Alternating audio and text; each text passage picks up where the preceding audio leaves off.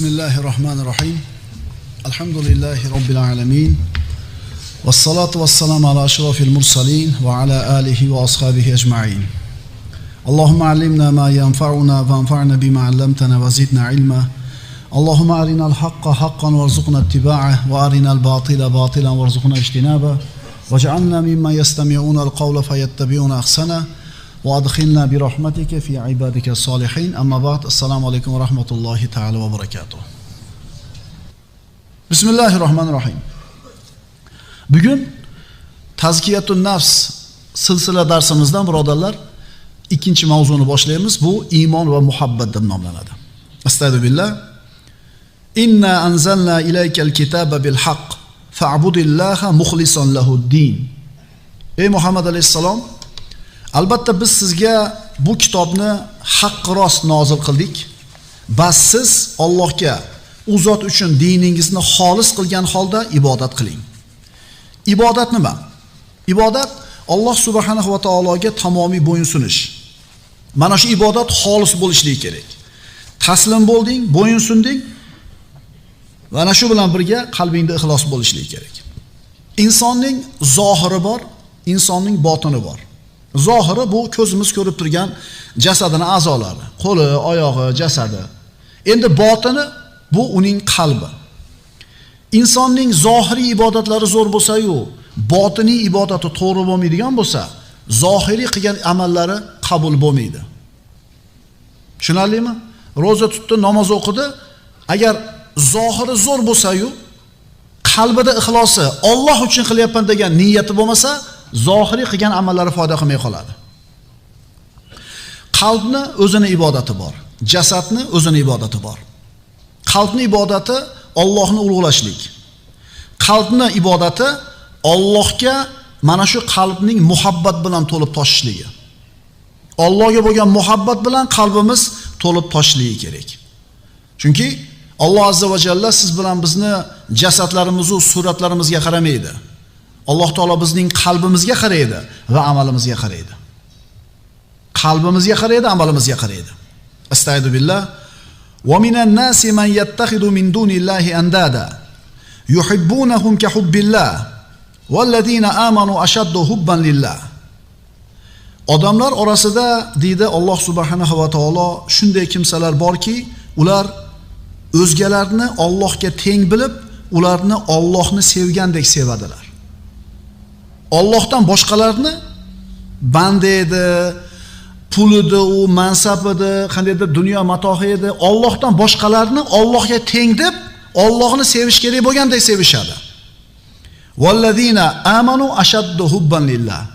Ammo mu'minlar esa ularning Allohga bo'lgan muhabbati qattiq bo'ladi.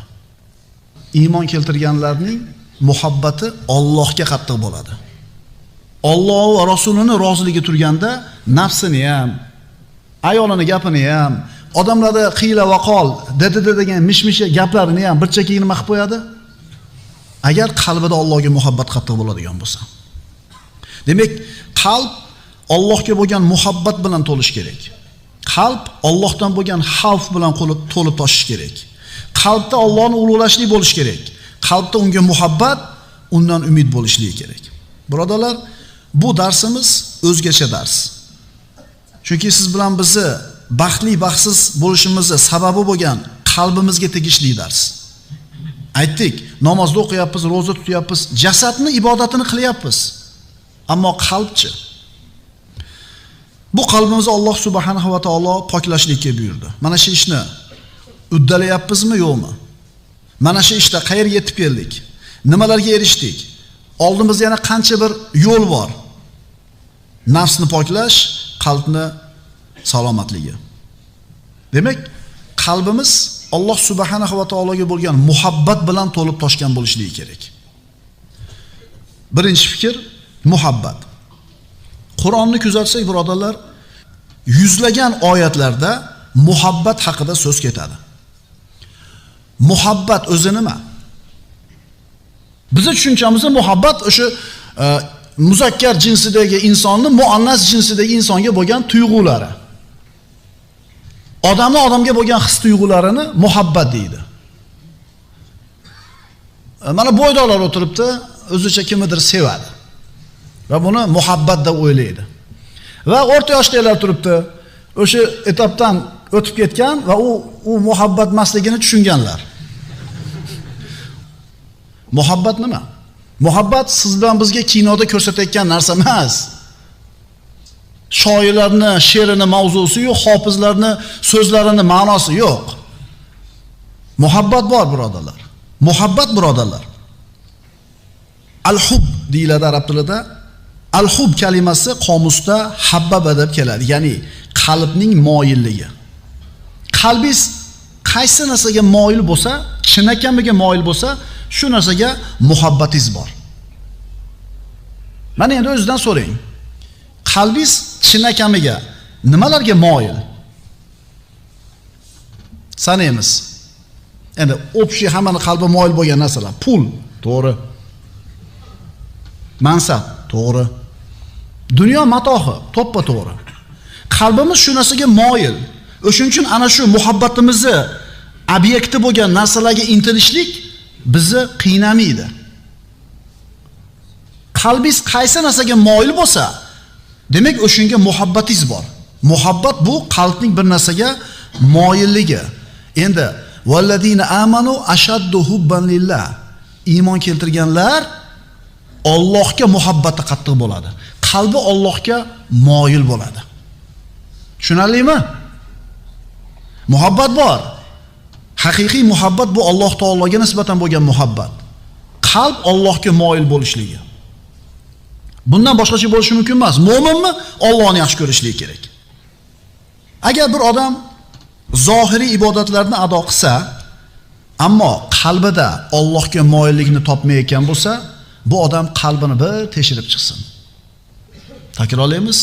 Agar bir banda zohiriy ibodatlarni qilsa, roza, namoz, zakot, haj qilyapti zohiriy amallarni, ammo qalbida Allohga moyillikni, muhabbatni his qilmayotgan bo'lsa, bu odam qalbini teshirib chiqsin. O'zi mana shu ishlarni qilishlikdan maqsad Allohning muhabbatiga sazovor bo'lishmidi? Shu ishlarni qilishdan maqsad Allohga muhabbatimiz yana ham ziyoda bo'lishimidi? Xo'p, endi shu ishlarni qilsak ham Allohga muhabbatimiz ziyoda bo'lmayaptimi? Demak, to'g'ri qilmayapti shekilli bu ishni. Bir odam kasal bo'lib bir tabibning oldiga keldi. Tabib haligini ko'rdi, kasallarning sababini aniqladi va muolajani tayin qildi. Mana shu muolajasi oxiriga yetganda haligi bemor kasalidan tuzalmadi. Demak, bu muolaja to'g'ri bo'lmadi. Bir narsani maqsad qildingiz, unga olib boradigan ishni qildingiz, maqsadga yetmadingiz.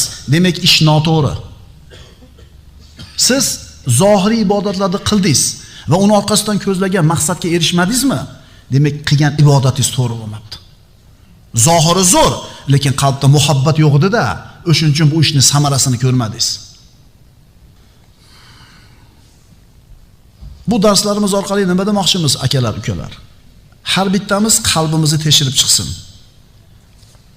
Uni qalbi Alloh xohlagandek pokizami? Astagfirullah.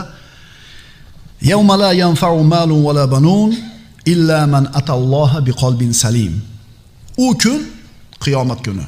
Shunday kunki, unda na mol va davlat va na bola chaqa foyda bermas. Nima foyda beradi unda u kunda? Magar Alloh huzuriga toza dil bilan kelgan kishilargagina foyda berur. Qalbingiz pokiza holatda borsiz, mana shu qalbingiz foyda qiladi. Bola chaqa deb yuradi inson, mana shu narsa foyda qilmaydi insonga.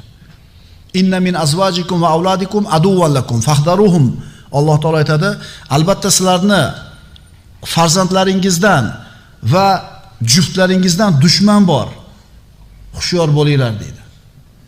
Boyaga aytganday bir savobli ishni qilishlikka ota, aka qasd qilib shuni qilmoqchi bo'lganligini aytadi, ammo bolalar va ayollar mana shu ishdan qaytarishlikka harakat qiladi. Shuni aytayapti Alloh taolo. Ayollaringlardan, bolalaringlardan dushman bo'ladi, xushyor bo'linglar deydi. Umr bo'yi to'plaganingni shu bolalarga qo'yib ketyapsan o'zi. Oxiratimga ozgina o'tkazib qolay desa, qo'ying endi bolalaringizni o'ylang deydi. Itak 70 yil bolalarni o'yladim o'zi. Shuncha to'plagan narsam hammasi bolalarga qolyapti. Shundan bir qismini oxiratimga o'zim bilan olib ketay desa, ayollar va bolalarning ayrimlari nima qiladi?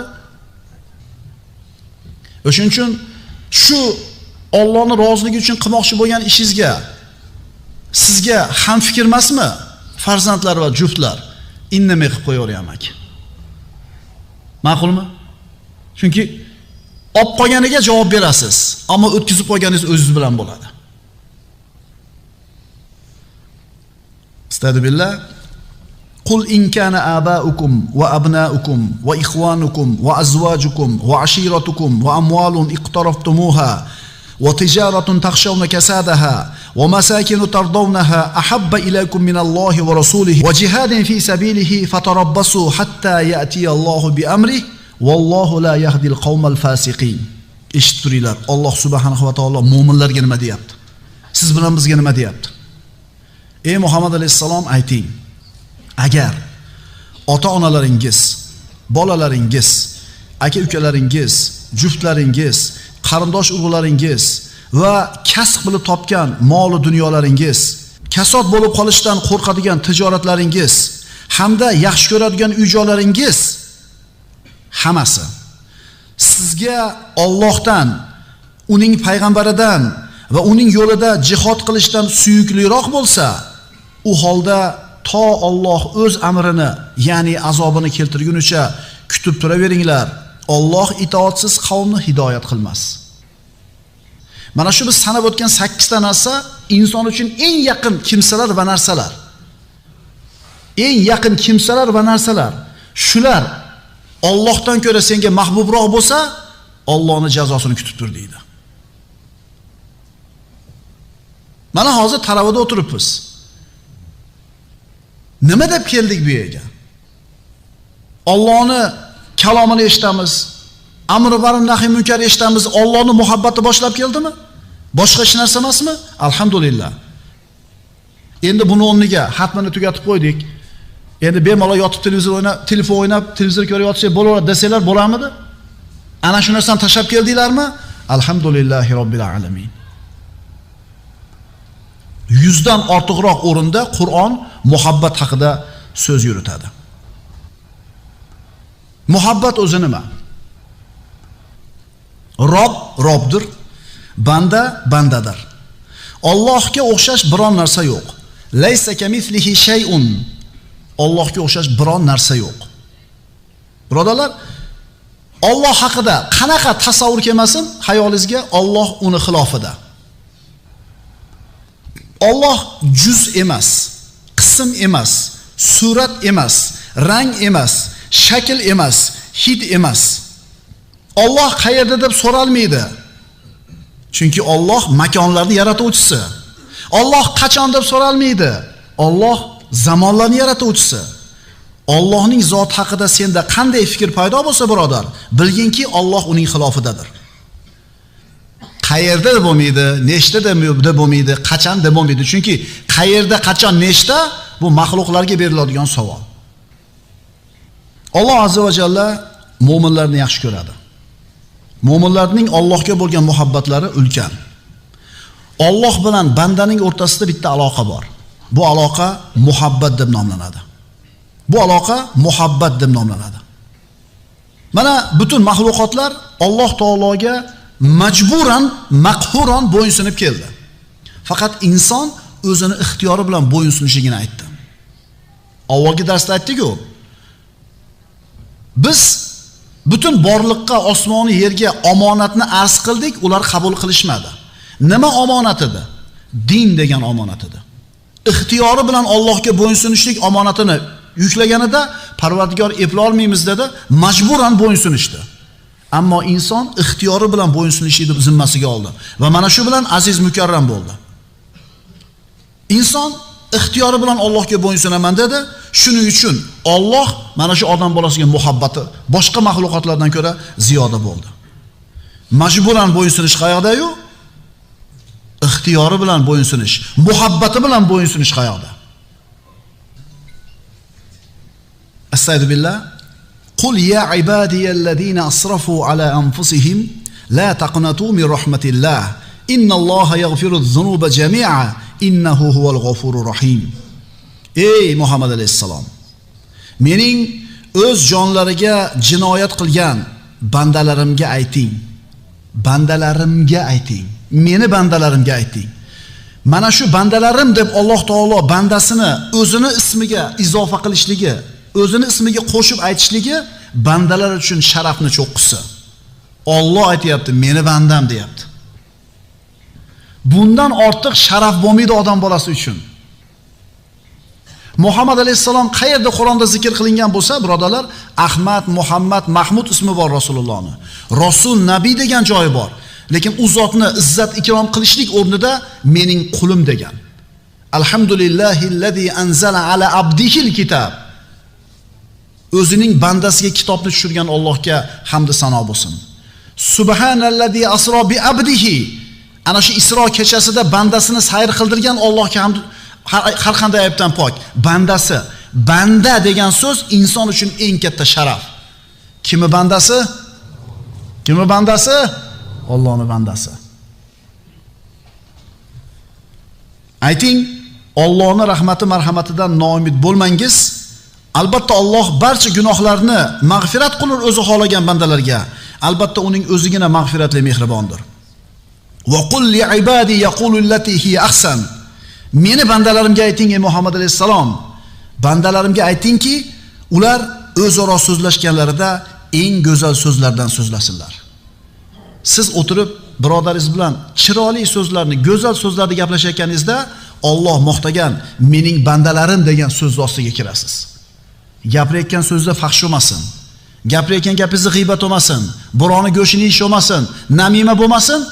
Chiroyli gap gapiring, Allohning bandalari qatorida bo'lasiz. Ikkinchi fikr ibodat. Biz mana shu ibodat ajlidan yaraldik. Va ma xalaqtul jinna val insa illa liya'budun. Men deyapti Alloh taolo jinlarni ham, insonlarni ham menga ibodat qilishlari uchun yaratdim dedi. Mana ibodat. Ibodat nima? Ibodat bu bo'yinsunish. Ibodat bu bo'yinsunish. Bu bo'yinsunish muhabbat bilan bo'lsa ibodat bo'ladi. Agar bo'yinsunish muhabbatsiz bo'lsa toat bo'ladi. Qaytaraman. Ibodat bu bo'yinsunishlik, itoat qilishlik ma'nosida. Endi mana shu bo'yinsunishlik muhabbat bilan bo'lsa ibodatga aylanadi. Agar bu bo'yinsunish muhabbatli bo'lmasa, bu toatga aylanadi. Masalan, ana shu serjantlik soldatlarga ravniyas deydi. Smirna deydi. Shagon marsh deydi. Itoat bormi yo'qmi serjantga? Bor. Muhabbatchi. Muhabbat. Demak bu ibodat emas bu. Bu faqat itoat. Chunki itoat qilmasa jazo oladi-da. Xo'p, hayya alas solah, hayya alal falah dedi. Chaqirdi. Mana itoat qilib keldingiz. Muhabbat bilan kelgan bo'lsangiz, mana shu ishingiz ibodat bo'ladi. Agar muhabbatsiz qilayotgan bo'lsangiz, faqat bo'yinsunish bo'ladi. Agar yaxshi ko'rib itoat qilgan bo'lsang, unda haqiqiy ibodat qilsan, birodar. Assalomu alaykum va rahmatullohi ta'ala va barakatuh.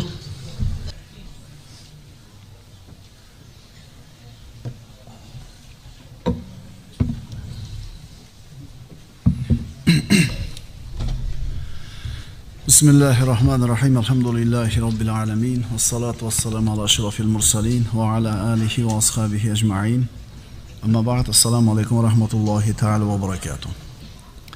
O'tgan darsimizda muhabbat degan mavzuni boshlagan bo'ldik. Ya'ni dinning maqsadi muhabbat.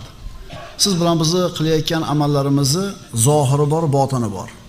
Zohiri bu mana shu namozga yotib turayotganimiz, zohiri ro'za tutayotganimiz, zohiri hajga, umraga borayotganimiz. Endi bu insonlarning ko'ziga ko'rinadigan qismi bo'ladigan bo'lsa, endi insonlarning ko'ziga ko'rinmaydigan qismi bor. Bu botini deyiladi. Bu ixlos deyiladi. Bu muhabbat deyiladi. Agar ibodat muhabbat bilan qilinmasa, u faqat toatga aylanib qoladi. Ibodat muhabbat bilan qilinmasa, shu ibodatga muhabbat bo'lmasa, Allohga nisbatan qalbimizda muhabbat bo'lmasdan ibodat qilsak, bu ibodat deyilmaydi, bu toat deyiladi. Chunki inson yaxshi ko'rmagan holatda ham, xohlamasa ham, muhabbati yo'q bo'lsa ham itoat qiladi-da. Uchinchi fikr, tashqi ko'rinish va islom ruhi. Aytdik, islomning zohiri bor, botini bor. Mana shu amallarni ruhi bu Allohga bo'lgan muhabbat.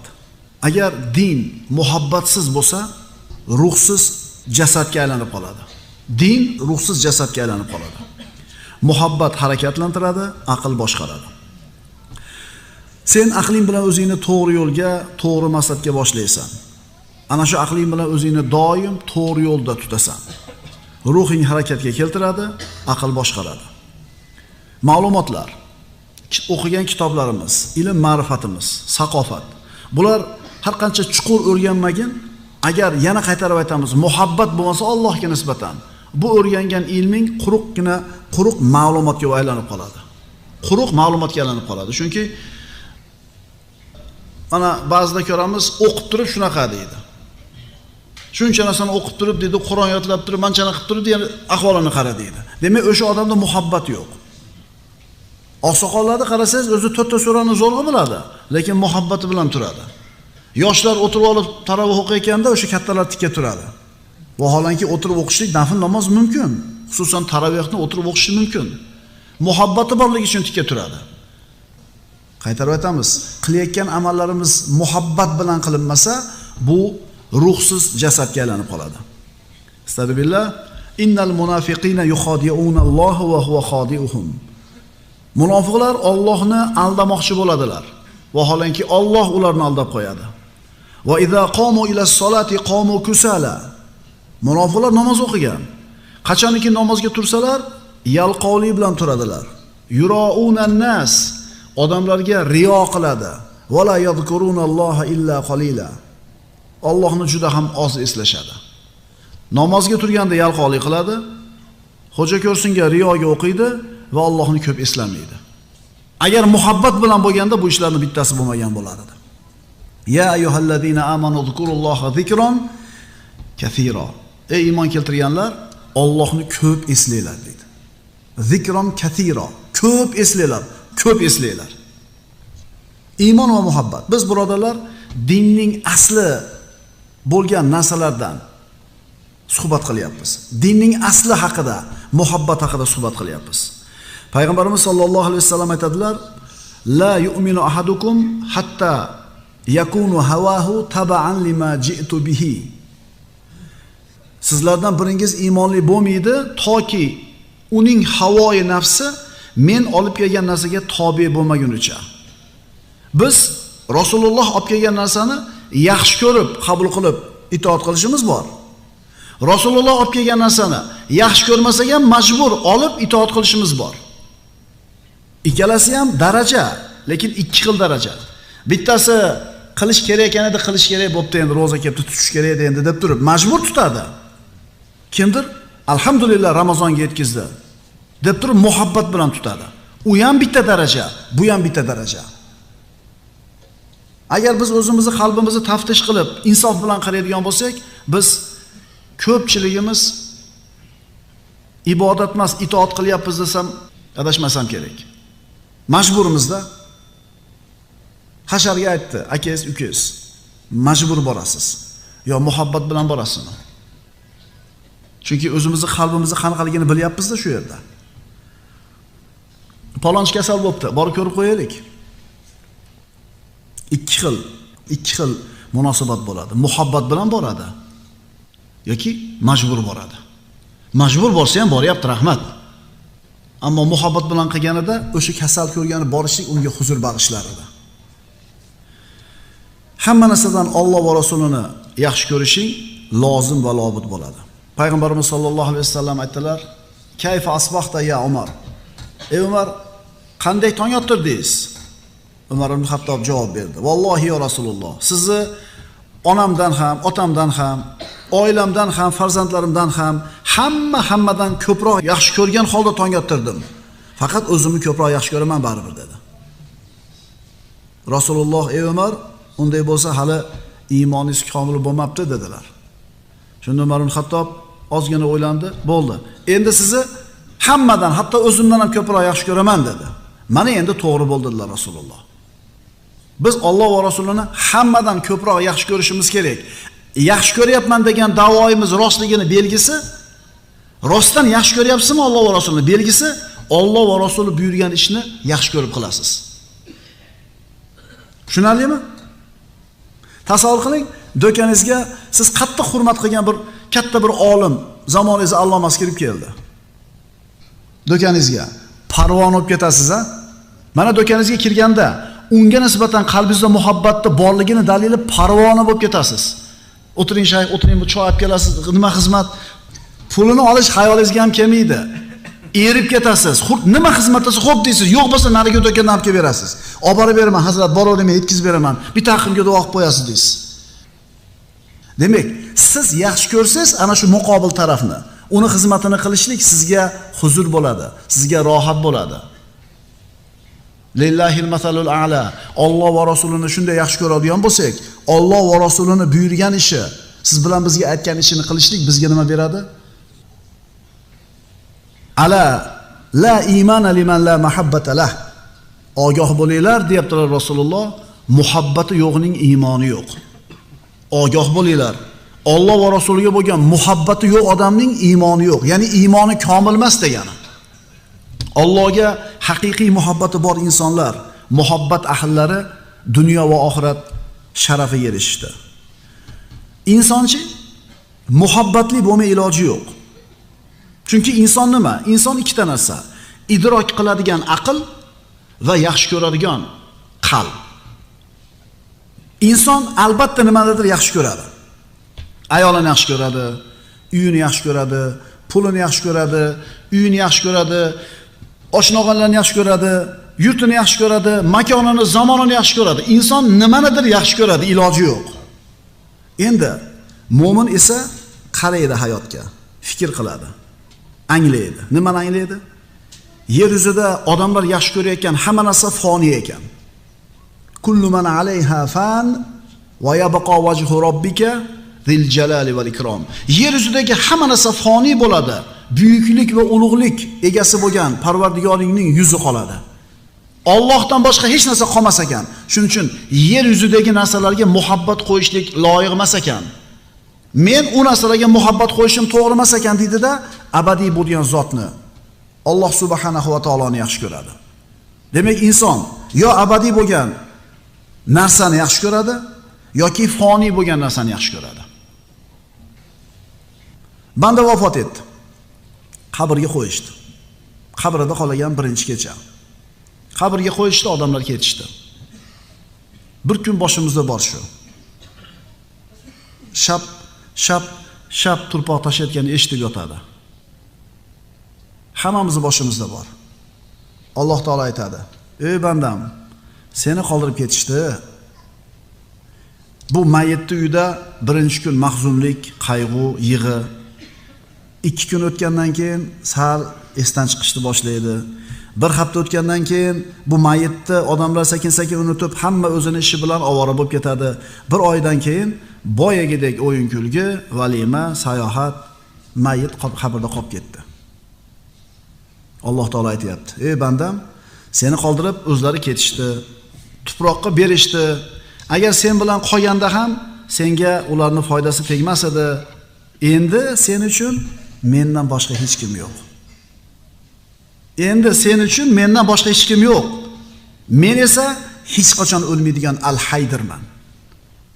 Nimani yaxshi ko'rgan bo'lsang, ey banda, qabrda yotgan banda, hamma narsa qoldi.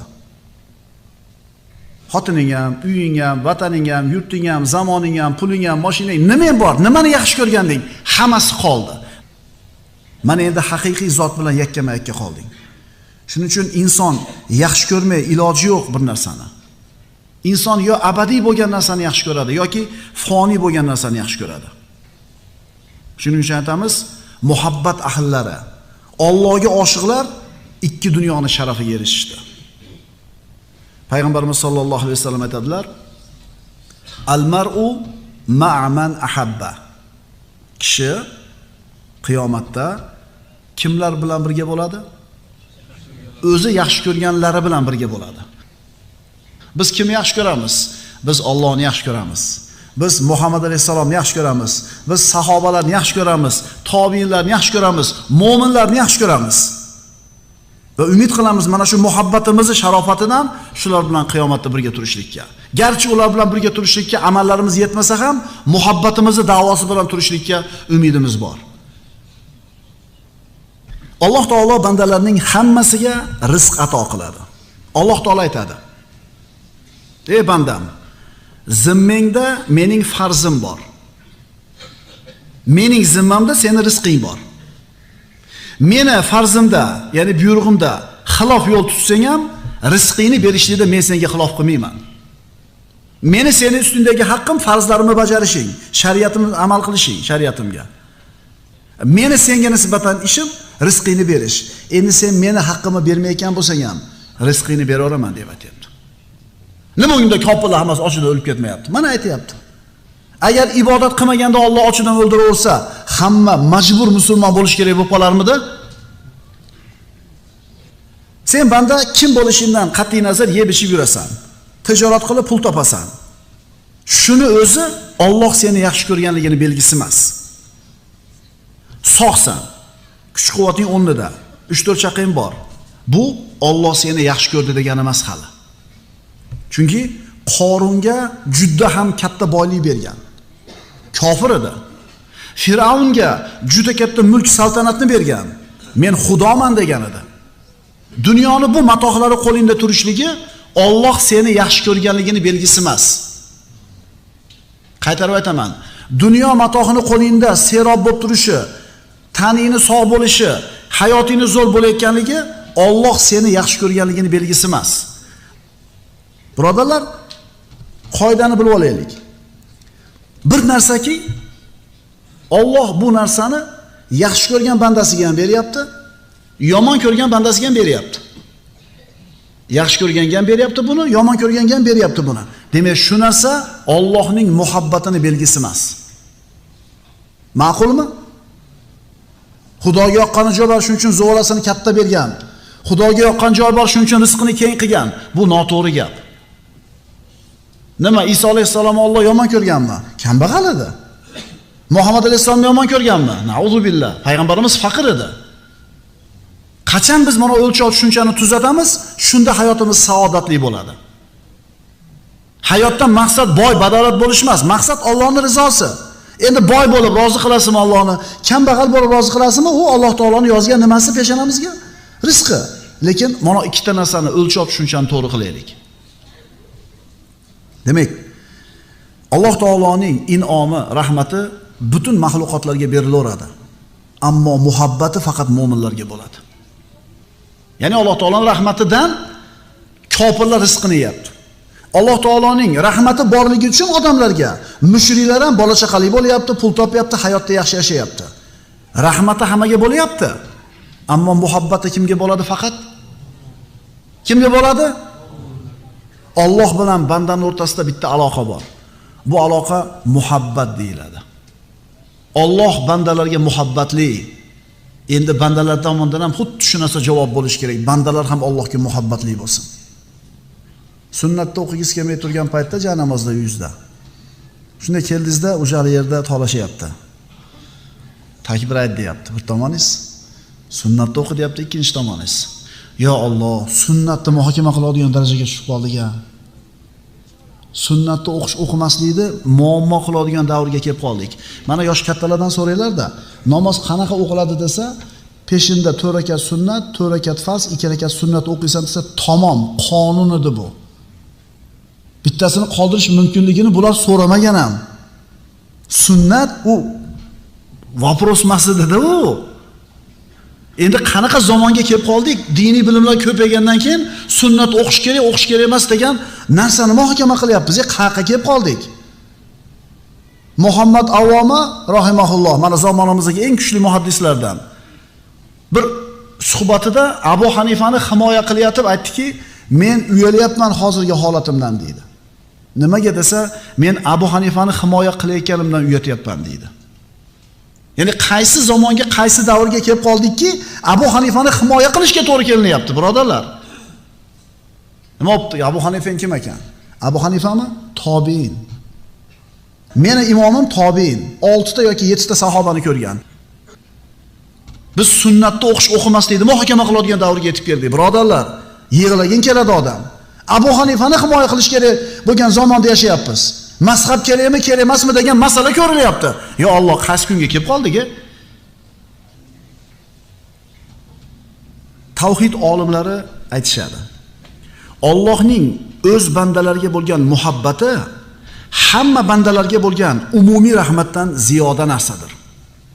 Alloh o'zining bandalariga bergan muhabbati Alloh hamma bandalarga bergan umumiy rahmatdan ko'ra balandroq narsa.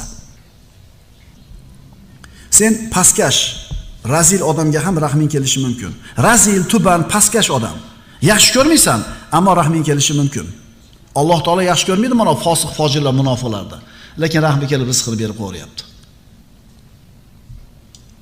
Alloh hammaga rizq beradi, hammaga rahim qiladi, ammo hammani yaxshi ko'rmaydi Alloh taolo. Dalil? Astagfirullah. Kullan numiddu haula'i va haula'i min ata'i robbik va ma kana ata'u robbika mahdura.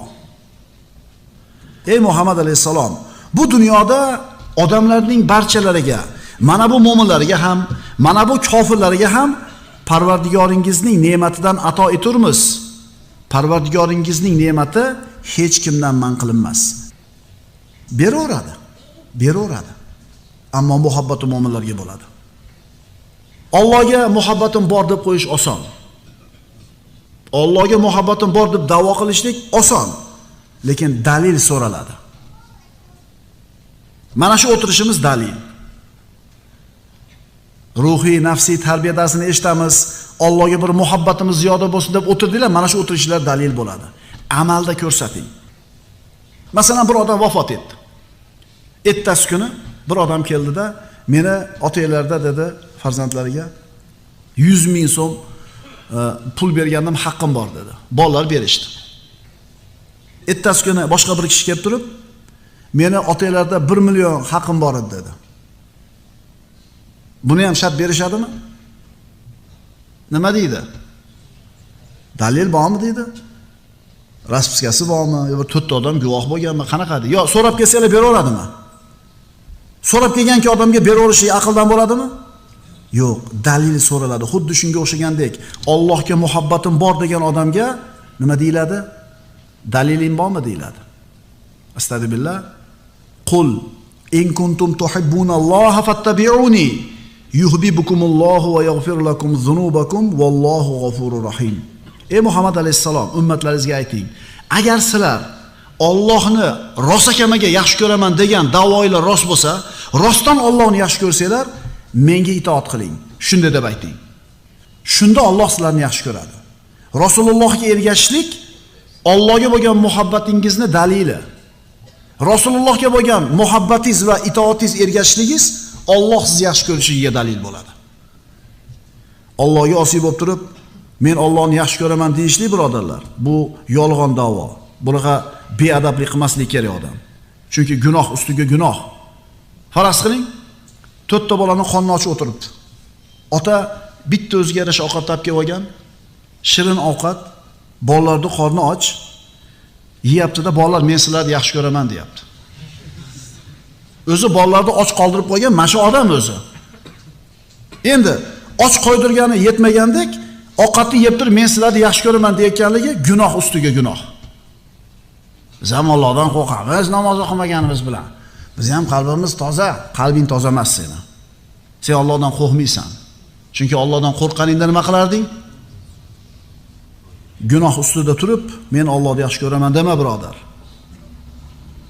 Seni gunohdan olayotgan lazzating sen uchun Allohdan ko'ra qimmatroq ekan.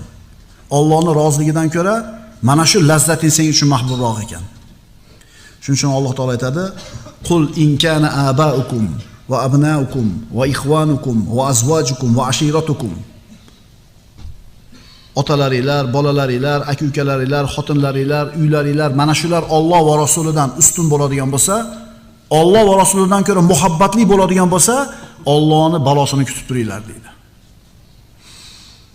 Shuning uchun ishingiz, oilangiz, kasbingiz, tijoratingiz, ulfatingiz deb Robbingizga osiy bo'lyapsizmi? Demak, Allohni qo'yib mana shularni yaxshi ko'rar ekansiz. Vallazina amanu ashaddu hubban lillah. iymon keltirganlar kimga muhabbati qattiq bo'ladi? Allohga muhabbati qattiq bo'ladi. Kishi Allohga itoatda turibdi. Bu bitta daraja. Kishi Allohga muhabbatda turibdi. Bu bitta daraja. Bizni surgan holatimiz ham xuddi shu ikkovidan bittasi. Yo itoatdamiz, yo muhabbatdamiz. Qaysinisi qiyinroq? Muhabbat bitta daraja, itoat. Biz shu itoatdamiz yigitlar, tushuninglar shuni. Biz o'sha muhabbatga chiqaylik deyapmiz. Siz itoatda turganingiz uchun ayrim shar'iy amallarni qilish sizga qiyin bo'lyapti. Agar muhabbat darajasiga ko'tarib olsangiz qiyin bo'lmay qoladi. Zakot berganlar boshida qiylanib yurib bergan. Namozni o'qiganlar boshida. O'zi roza tutish juda qiyin bo'lgan boshida, ammo keyinchi zo'r qoida borda, toatning, ibodatning faqatgina avvali mashaqqat bo'ladi, keyin rohat bo'ladi. Toatning avvali mashaqqat, keyin rohat bo'ladi. Tushunarlimi? Mana 15 kun o'tibdi, muborak bo'lsin. Beliga kelibmiz roza oyini. Hozir saharlikda nomiga turib bir piyola suv ichib qo'ysangiz ham kuningiz ketyapti. Iftor borganda yemasangiz ham kuningiz o'tyapti. Ko'rdingizmi? Boshida qiyin bo'ladi-da. Bir kun, 2 kun qiynalib, sabr qilib nafsni ushlab turing ketagidan. Bu yog'i rohat bo'lib qoladi. Ma'qulmi? Ammo itoatdan oliyroq martabaga o'tgan inson esa Allohga muhabbatli bo'ladi. U muhabbatini ustun qo'yadi. Itoat emas, muhabbat birinchi o'rinda turadi. Vassalomu alaykum.